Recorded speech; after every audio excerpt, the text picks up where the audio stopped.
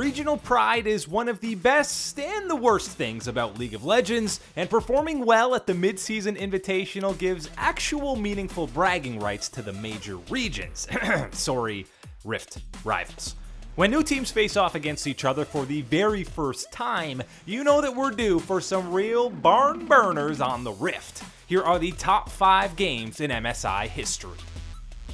With 2 MSI titles and 1 finals appearance, obviously, SK Telecom is going to be featured quite a bit on this list. In the 2016 group stage, with RNG already clinching first and SKT locked into 4th after a disappointing round-robin performance, you wouldn't expect these two squads to put on a very exciting affair, but of course, they ended up doing just that. After an explosive early game, it was RNG who jumped out to an early lead. A back and forth mid game was then blown wide open when Mata landed a pixel-perfect cosmic binding to win a team fight that led to an RNG Baron.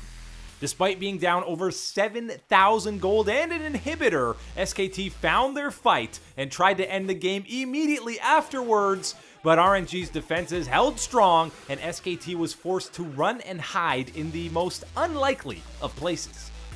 Teleport coming down, Xiaohu, he's gonna teleport in, they wanna find the kill under the Lulu. They're pinging the base right now, there's loads of minions. If you look at the top lane, super minions, Vega's hiding, you he's cheeky devil. This is huge for SKT if they get the recall off him. Mata Nope, not finding it. But Limpa's gonna take SKT down the turret. have to still defend now. The recalls, if that had been interrupted by Mata, RNG might have had a chance to finish the game. A few minutes later, SKT would again find their fight, and nobody on RNG could take down Bang's Lulu-powered Lucian, leading to an improbable SKT comeback in just over 53 minutes.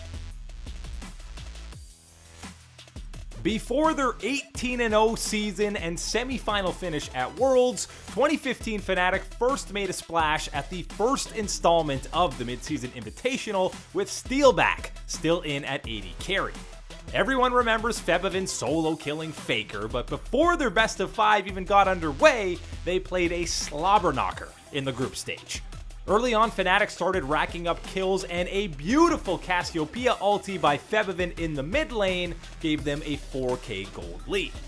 After SKT answered with a teamfight win of their own, Reignover played hero in the Baron pit. Our Wolf very low health. Huni comes in from behind, getting in position for that old Faker. Makes way. He's stolen!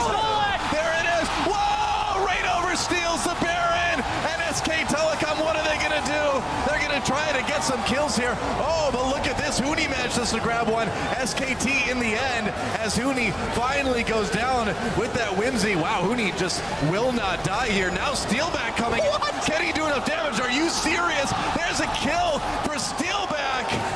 And Fnatic, they steal the Baron. Fnatic would win another team fight before an odd Sejuani interaction ended up with 2 dead on the side of Fnatic and an SKT Baron. Then down 23-11 in kills, SKT pulled another incredible team fight out despite a Herculean effort by Febiven.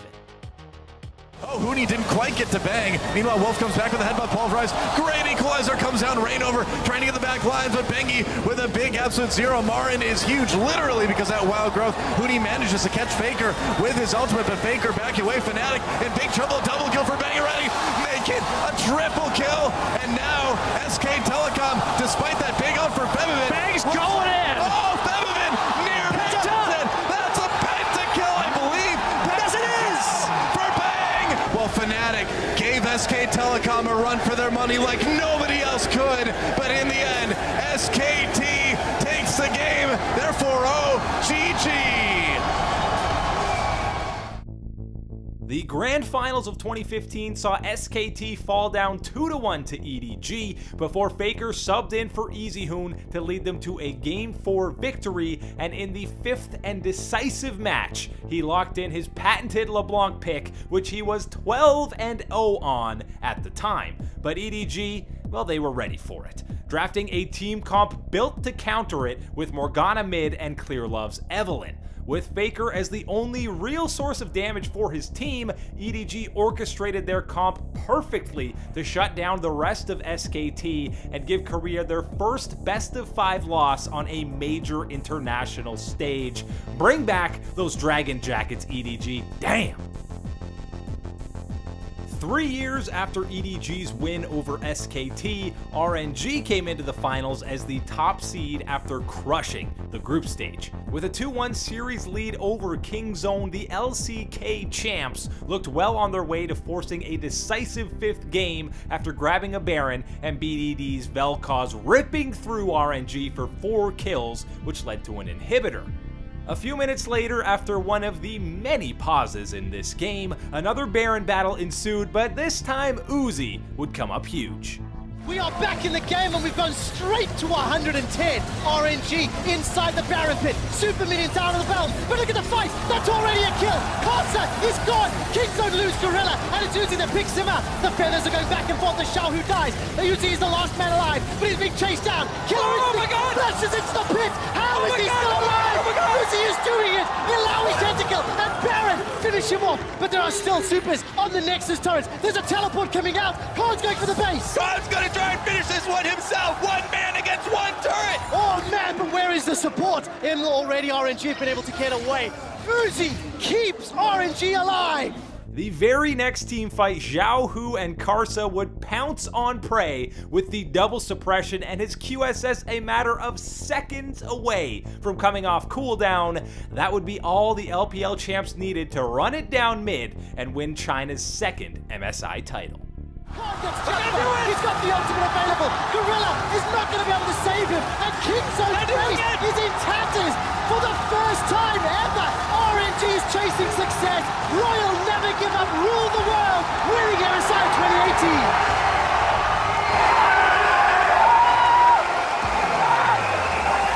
After losing to wildcard team Supermassive earlier in the week, there probably wasn't much faith to be had in CLG to take down the undefeated RNG. After falling down 15,000 gold and 2 inhibitors, the faith was at an all-time low, but somehow CLG managed to hold off RNG from getting that elusive 3rd inhibitor. Then, to prevent RNG from securing their 5th dragon, Xmithy pulled off a miracle in the pit to keep the comeback dream alive. They have to go hard. CLG just have to force. They have no... Get the bind on Mata. Can they do it? Lambs just bite. Baron, a dragon ain't dying, I should say. Stixay does get Mata. The dragon goes down. It's secured by Xmithy. That is the first one for them. Can they do it? Can you believe? Do you have the faith in CLG? Because they just secured 3. Looking for 4. Looking for it. And can they end on this one? Are you kidding me? Smithy goes in and he lambs respites to keep the dragon alive. With Baron buff in hand now and the local Chinese fans silent in the arena, CLG ran it down mid for an inhib of their own, and after a teleport flank from Looper, the faithful servants of counter logic were finally rewarded. In comes Looper. Now, Looper is actually going to have to back off, but can they flank again? Darshan a little low. Denmark onto Hui, and they're starting to help, but Xiaohu is shut down by Stixay. I don't know how this one's going to turn out, and that's insane. Looper is going low, but he chrono breaks back. A double kill for Hui. A kill for Hui. Oh, I can't believe it. A triple kill. That's going to be the ace. Looper is down. CLG. Do you believe, Kobe?